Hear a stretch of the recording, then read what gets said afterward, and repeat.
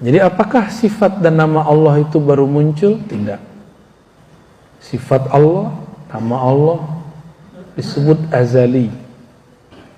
Jadi sudah ada sebelum alam ini. Dan dia tidak ada karena ada sesuatu perubahan pada Allah, karena Allah tidak pernah berubah. Maka ada kalimat lam yazal wa la yazalu bi asma'ihi wa sifatih. Lam yazal wa la yazal, dia senantiasa dengan namanya dan sifatnya. Jadi dulu Allah sebelum menciptakan kita, apakah dia sudah bernama Khalik? Khalik artinya pencipta. Sebelum Allah mencipta kita, apakah dia sudah bernama Khalik? Ikutin kaidah ini. Lam yazal wa la yazalu bi asma'i wa sifati. Allah semua sifat dan namanya senantiasa ada bersamanya.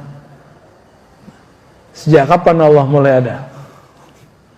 Pertanyaannya gitu.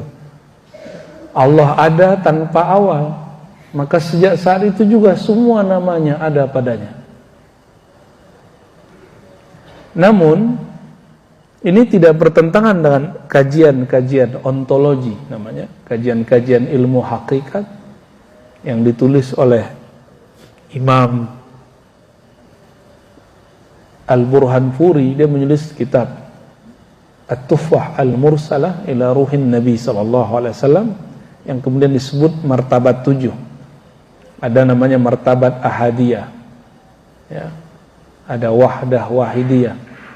Jadi Allah Subhanahu wa ta'ala pada tahapan ahadiyah hanya zatnya, nama dan sifatnya belum Allah zahirkan, tapi sudah ada namanya. Lalu ada namanya martabat yang kedua, wahdah. Muncullah Allah zahirkan sifatnya, sudah ada tapi tadi tidak dizahirkan, sekarang dizahirkan. Lalu al-wahdaniyah, Allah kemudian menzahirkan semua nama-namanya. Tadinya tersimpan. Nah, tapi orang mengkaji bab ini dikira Allah itu berubah, awalnya tidak bernama lalu bernama. Nah, enggak begitu. Ini hanya menunjukkan tartib akli. Tartib akli kata Imam Burhanpuri untuk menjelaskan metode rasional saja, bahwa kita perlu kategorisasi. Bukan zaman, Allah tidak memerlukan zaman. Bal huwa kama qala an nafsihi ana ad-dahru. Akulah sang waktu, kata beliau, kata Allah Subhanahu wa taala. Jadi pencipta waktu itu Allah, maka waktu tidak berlaku kepada Allah Subhanahu wa taala. Sebelum Allah menyembuhkan kita, Allah sudah Syafi belum? Bernama Syafi, penyembuh. Sudah. Seandainya tidak ada penyakit, Allah tetap disebut sebagai penyembuh, tetap. Ya.